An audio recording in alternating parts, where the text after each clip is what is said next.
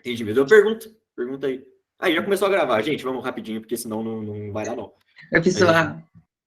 vamos correndo. Ó, na última aula, a gente literalmente terminou com o início da Primeira Guerra Mundial. Francisco Ferdinando é assassinado em Sarajevo por um ativista sérvio, e isso dá aquele efeito dominó que a gente viu. Aí, pô, a Áustria declara guerra contra a Sérvia, a Rússia declara contra a Áustria, a França vai em apoio, a Alemanha vai em apoio à Áustria, e pororó, dá um puta no efeito cascata, começou a Primeira Guerra Mundial. Já estamos aqui, e é isso daí. Gente, eu disse na primeira aula, no comecinho, mas eu quero recapitular aqui de novo. Existiam algumas correntes cientificistas que valorizavam a guerra, que falavam que ela podia ser alguma coisa positiva. E naquele ar de nacionalismo, de superioridade, né, essa briga de ego mesmo, vai ter muita gente que vai se voluntariar para a guerra. Muita gente. Na Inglaterra, é o relato que eu li, né? Mas eu imagino que tenha sido assim em outros lugares, fila de jovens indo para servir em uma guerra, gente, que não é como a Segunda Guerra Mundial, sabe? Que tinha uma agressão tão grande assim da Alemanha, ela invade, varre metade da Europa. Não, a Áustria tinha sido assassinada, tipo, entendeu? Então era muito mais o nacionalismo gritando e essa ideia cientificistas da guerra ser uma coisa boa. Todos esperavam que ela seria rápida, independente de quem ganhasse.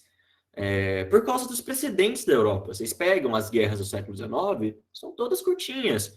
Austro-Prussiana dura menos de um ano, Franco-Prussiana dura aproximadamente um ano, e vocês podem pegar outros exemplos lá. Não são guerras muito longas, não são guerras que mataram muita gente, então se esperava que ela fosse relativamente curta, não tão mortal assim, e aí era a expectativa de cada país, né? Essa grande mobilização das massas para servir na guerra. Nenhum desses 3 pontos aqui deu muito certo. Mas, enfim.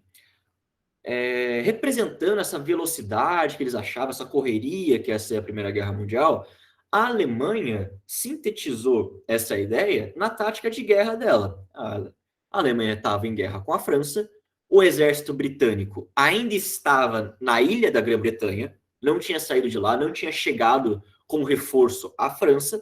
A Inglaterra não, a Alemanha pegou e começou a varrer a França, vai entrar dentro dela com tudo. O Hitler, na Segunda Guerra Mundial, vai fazer isso. Em outra tática militar parecida, chamada Blitzkrieg. Vocês não precisam saber disso agora. Só saibam uma coisa: não é a mesma tática da Segunda Guerra Mundial. A Segunda Guerra Mundial é diferente. A tática de Blitzkrieg é diferente do que está acontecendo aqui. Mas o princípio de invadir a França o mais rápido possível e tomar Paris o mais rápido possível estava aqui ainda. Então, esse primeiro momento da Primeira Guerra Mundial é foda, né? Mas enfim, que é de agosto a novembro de 1914, é chamado de Guerra de Movimento. Literalmente porque você tinha grandes deslocamentos diários de tropa, elas andavam muito, se deslocavam muito para dentro do território inimigo.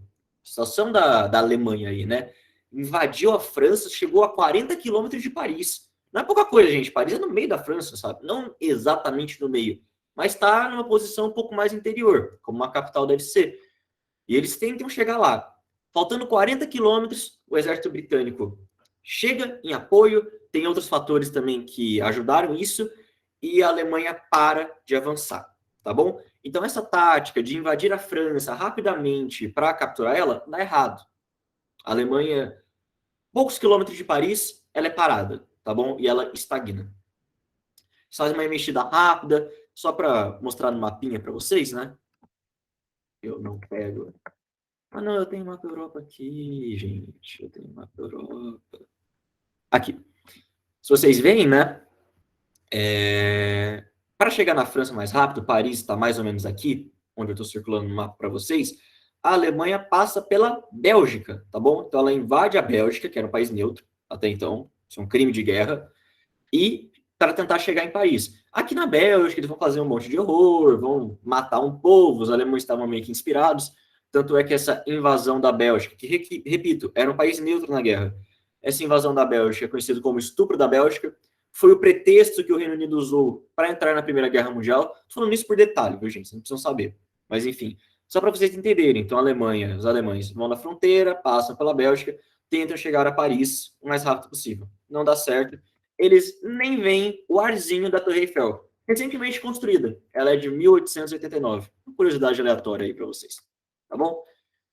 Então, essa investida dá errada. Do outro lado do mundo, no fronte oriental, a Rússia... Peraí, eu tenho um mapinha mais perto aqui, né? No fronte oriental, o Império Russo estava invadindo a Alemanha por esse lado, o que é muito bom, tá bom? Por quê? Porque as forças da Alemanha tiveram que se dividir em duas partes. Uma parte para combater na França e uma parte para combater aqui na Rússia. O que salvou a bunda de muita gente. O Império Turco-Otomano tentou invadir essa região, tentou pegar uma briga com a Áustria, deu errado. Tentou invadir a Rússia, também deu errado, que eles invadiram a Rússia no inverno. Genial. Mas, enfim, o que eu quero que vocês entendam, vocês não precisam saber detalhe por detalhe de quem invadiu quem e tudo mais, é que é o seguinte. No começo da guerra, estava todo mundo se movimentando, todo mundo andando, tropas deslocando muitos quilômetros por dia. Essa é a guerra de movimentos. Dura pouco tempo. Só que dá errado. A guerra de movimentos falha. E esse avanço terrestre de tropas, não só terrestre, mas esse avanço territorial de tropas para. E aí a gente entra na segunda fase da guerra, tá bom? Para vocês verem como eles achavam que a Primeira Guerra Mundial ia durar pouco, o slogan dos britânicos, do exército britânico, era Home by Christmas, o Natal de 1914. Eles achavam que a guerra ia acabar em menos de 8 meses.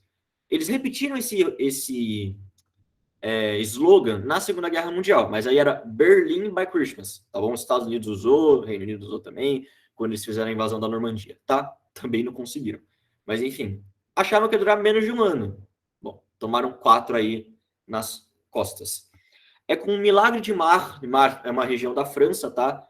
Foi uma batalha bem improvável, tipo, eu tô colocando o nome, gente, porque às vezes aparece em prova, mas vocês não precisam decorar não, tá? Aqui, diquinha. Marne é uma região da França, uma cidadezinha, né? Foi onde aconteceu a maior batalha desse primeiro momento da Primeira Guerra Mundial. Mais de 1 milhão de pessoas morreram, enfim. Os alemães estavam avançando. Com Marne, eles param. Eles param esse avanço grande e a França tem um períodozinho aí para respirar. Os ingleses chegam, tá bom? Então é isso que você tem que saber. Guerra de movimento, muito rápido, deslocamento, mas ele para, ele não dá certo, tá? Alguma dúvida? Tá tudo bem? Oh, meu cabelo é foda, hein? Tá ótimo. Então, basicamente, o pessoal tava tudo correndo um atrás do outro e começou também as guerras, porque a Bélgica, tipo, passou por ela, falou, não, guerra. A Inglaterra usou a Bélgica como pretexto, né? Tipo, vocês invadiram a Bélgica, não pode isso, vai entrar na guerra. Mas foi só uma desculpa, ela teria entrado de qualquer jeito. Ela teria achado outra desculpa. Entendi, tá de boa. Tá bom? Eu acho. Vai que isso caiu, eu não vou saber. Suave, então, gente. Vamos continuar aqui. Isso aqui.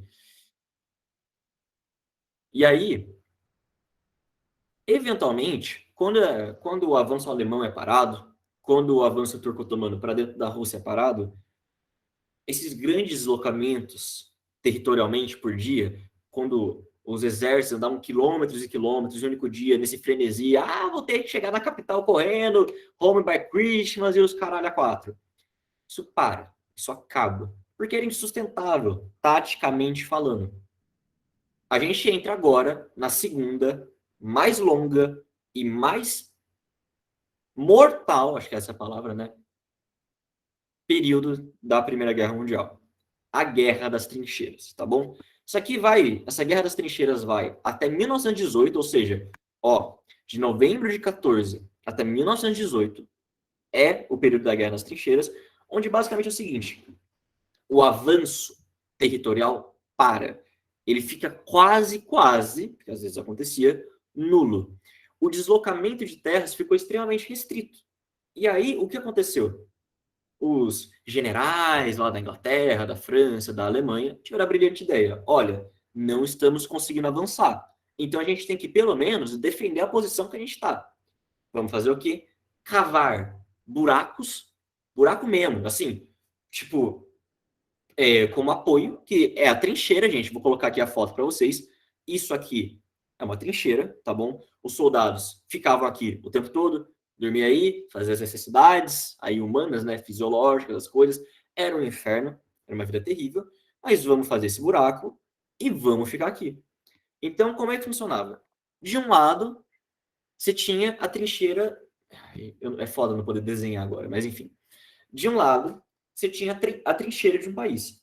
E poucos quilômetros, às vezes nem quilômetro, poucos quilômetros, você tinha a trincheira do outro país. Normalmente eles se viam, tá bom? Dava para se ver, dava para falar, opa, bom, beleza, um na trincheira do outro. No meio, nesse meio aqui, ó, então trincheira de um país e a trincheira do outro. Nessa meiota aqui, era chamada Terra de Ninguém, que tinha esse nome justamente porque nenhum dos dois países controlava, tá bom? Era um lugar mortal, cheio de arame farpado, normalmente com mina terrestre, o povo atirando, e era um inferno. Qual que era o objetivo? Era você sair da sua trincheira, de algum jeito sobreviver a esse meio, que, repito, chama Terra de Ninguém, chegar na trincheira inimiga e expulsar o povo de lá. Muito que bem. Mas não era uma trincheira. Duas trincheirinhas. País, país. Rival, rival. Beleza, então. Supondo. Esse país conseguiu, passou da terra de ninguém, pá, conseguiu essa trincheira. Ótimo. Tem outra depois desse. Aí ele vai lá, consegue, pá, tem outra. Vocês entenderam? Era uma cadeia de trincheira para proteger a sua posição. E aí, gente, eu repito de novo. Eu tô falando muito repito hoje, mas o avanço terrestre ficou mínimo. Mínimo. Algumas batalhas, eu tô falando sério, eu vou até pegar o microfone para ser um pouquinho mais impactante.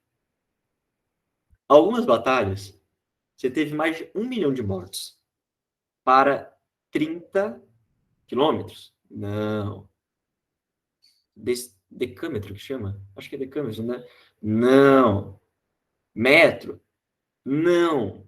Para 30 centímetros de avanço. Eu vou repetir de novo, caso não tenha ficado claro. Mais de 1 milhão de mortos para 30 centímetros de avanço.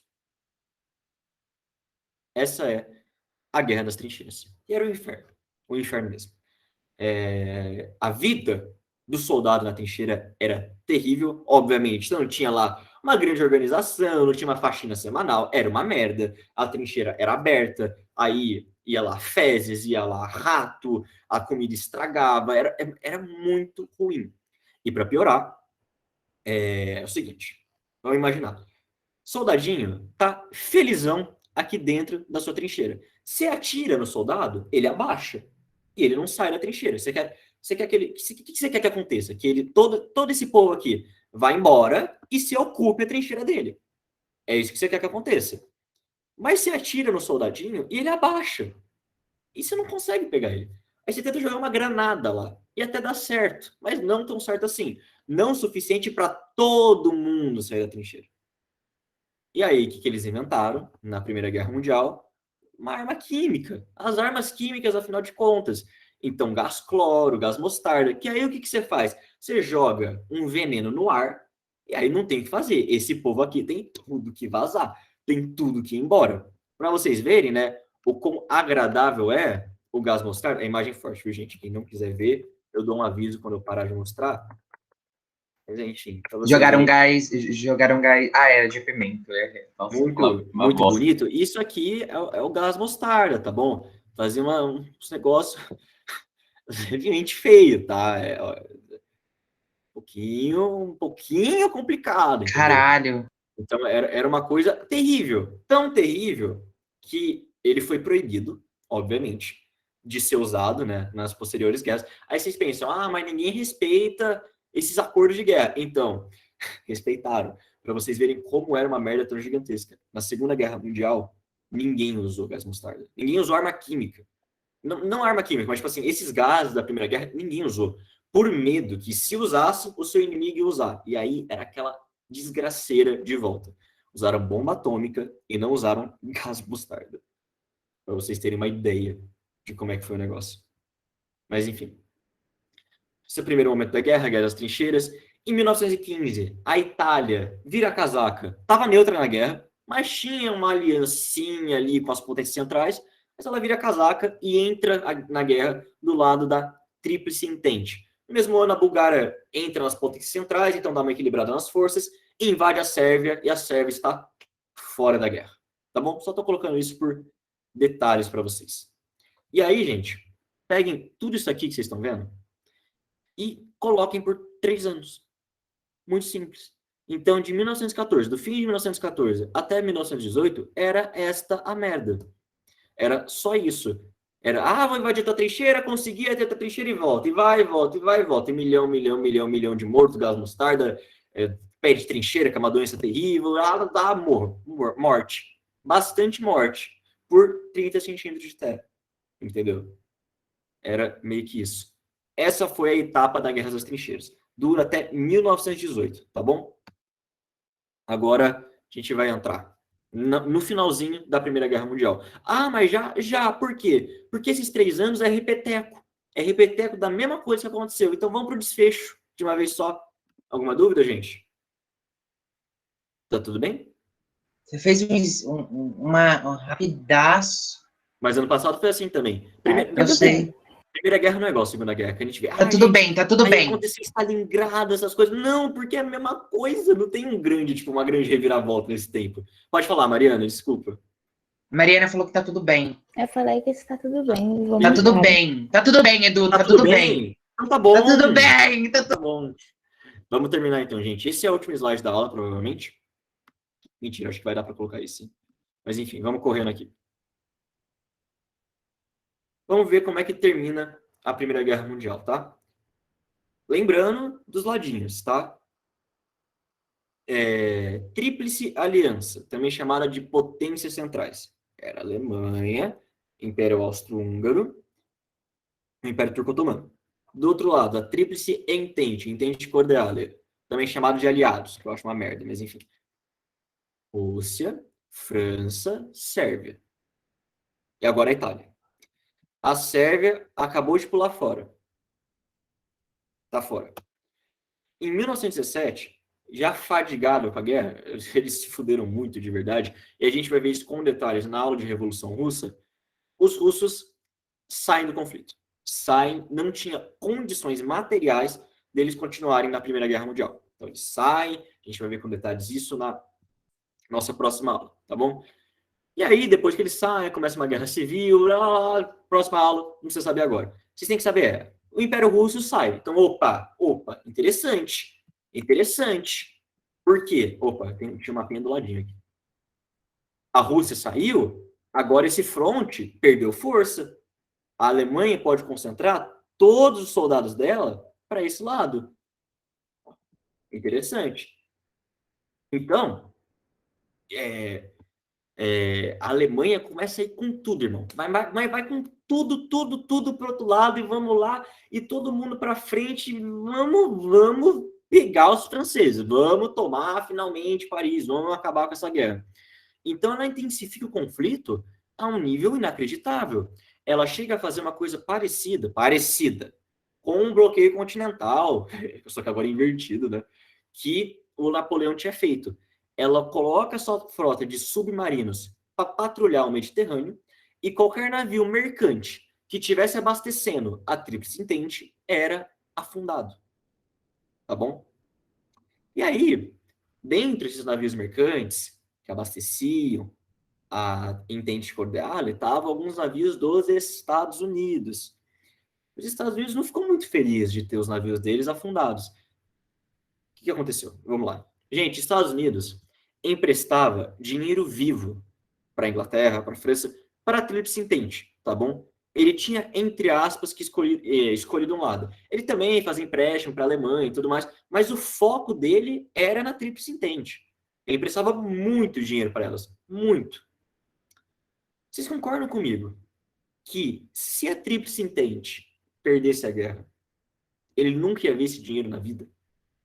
Porque quando o país perde a guerra, gente, ele fica arrasado, ele fica fudido, ele perde a sua indústria, tem que pagar a indenização de guerra para tudo quanto é lado. Estados Unidos nunca ia ver a cor desse dinheiro. E estava acontecendo. A Tríplice Entente, depois que a Rússia saiu da guerra, estava perdendo. Tá bom? A Alemanha estava começando a se sobressair, estava começando devagarzinho a avançar no território e estava começando a ficar perigoso. Os Estados Unidos falou, ó, se a Tríplice Entente perder, vai arruinar meu negócio. O que eu vou fazer? Vou entrar na guerra. Puta, mas como é que eu vou entrar na guerra? É briga de europeu, não tem nada a ver com isso. Como é que eu vou entrar? Como que eu vou entrar na guerra? Que desculpa que eu vou usar? Então, os Estados Unidos, sabendo que a Alemanha tinha afundado alguns navios seus, não só dele, mas sabendo que a Alemanha tinha afundado, usa isso como pretexto e entra na Primeira Guerra Mundial. E aí não tem jeito, gente. Não tem jeito mesmo. Não porque eles eram, olha, o auge do militarismo, genial, mas é porque eles estavam longe da Europa. Então a Alemanha não podia simplesmente invadir os Estados Unidos. Isso não estava em teste. Eles não estavam sendo atacados territorialmente, isso conta muito. Não estava chovendo bomba na cabeça deles, a indústria deles estava bem, podia operar 24 horas por dia, e aí a Tríplice Aliança, as potências centrais, tomaram no rabo. Depois que os Estados Unidos entram na guerra, começa a última etapa da Primeira Guerra Mundial. A Ofensiva dos 100 Dias, que vai de agosto a novembro de 1918, tá bom? É um período pequeno também, que é quando essa letargia das trincheiras, essa coisa parada rompe. Literalmente o povo abandona as trincheiras, os soldados se levantam e, ó, vamos correr, vamos aqui correndo que a guerra tem que acabar. A guerra tem que acabar. Então, aliados rompem as trincheiras e passam a invadir o solo inimigo. E aí, com o apoio dos Estados Unidos, Inglaterra, França e Itália, se dão muito bem. Começam a dar um pau no Império Austro-Húngaro, um pau no Império Turco-Otomano, até que esses dois deixam a guerra em 1918. A Alemanha fica sozinha, encurralada. Mais 5 minutinhos. Alguma dúvida, gente? Correndo pelo acordo de paz, que esse episódio é pequeno. Ô, Edu, o que é guerra do Somme? Batalha do Somme é uma grande batalha da Primeira Guerra Mundial. Tipo Marne, tá bom? É uma das grandes batalhas que tiveram lá. Marne, aqui, ó. Que loucura, marmelo. Aqui, ó. Eu falei pra Marmelo vocês. de pomelo. Eu não lembro, né? Ó. Aqui. Ah, tá. E a Batalha do Somme é a mesma coisa. Mesma coisa, uma grande batalha da Primeira Guerra Mundial. Tá? Vocês não precisam decorar, gente, de verdade. Não é igual a Segunda Guerra aqui. Ah, tintim por tintim. Tudo ok? Obrigado, Deus te pague. Valeu. Suave. Gente, vamos correr então. Terminando aqui, juro. Se deu meio de Não, 50, tudo eu vou bem. parar a aula. Eu não vou te processar.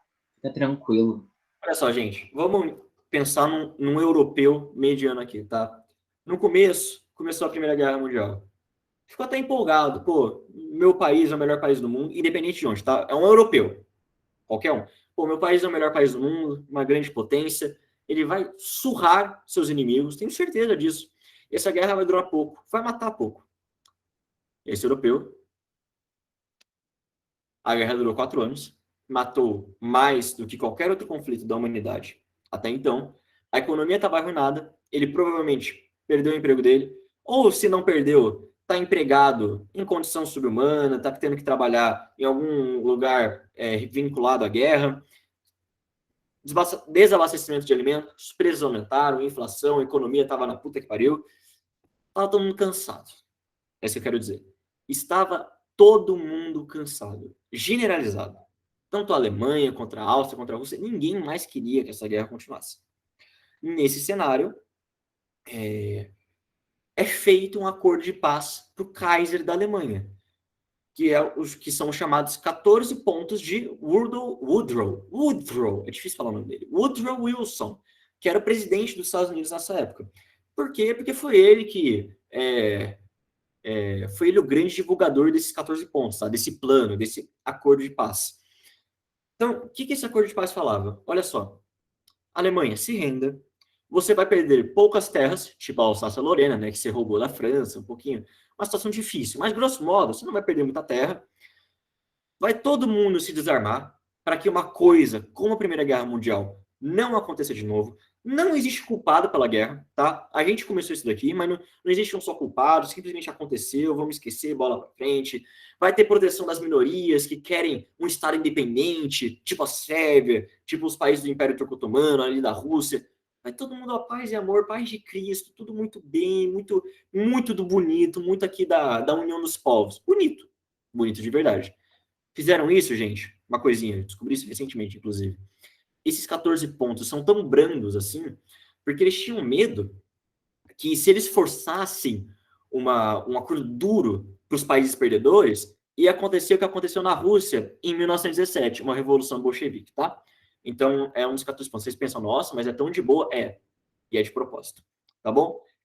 A Alemanha aceita, gente. A Alemanha aceita a rendição. O Kaiser vê aquilo, aí ele fala, esses 14 pontos falam, mas a Alemanha, se você quer aceitar esse acordo, o Kaiser tem que renunciar. E o Guilherme II renuncia. Uma coisa eu acho bem interessante, na real. Ele viu que provavelmente não tinha jeito dele ganhar aquela guerra, e realmente não tinha. E era um acordo muito justo, viu, gente? Sendo sincero, era muito bom. E a Alemanha aceita. Então, no dia 11 de novembro de 1918, é assinado o Armistício de Compagnie, tá? Que é uma região da França, eu acho que é da França. E esse armistício é assinado, a guerra para, e Guilherme II abdica do trono alemão. Vocês não precisam decorar a data, tá bom? Mas é interessante nesse caso, porque foi no 11º dia do 11º mês, na 11ª hora de 1918, acaba a Primeira Guerra Mundial, tá bom? E as negociações de paz ocorreriam na Conferência de Paris, tá? Então aqui é só um armistício, eles iam parar de se matar, e os acordos de paz, tudo bonitinho, iam ser assinados na Conferência de Paris. Só que as coisas mudaram. Até lá. Gente, ó, bem no horário. Perfeito. Alguma última dúvida? Eu amo que a Rússia é praticamente o primeiro spin-off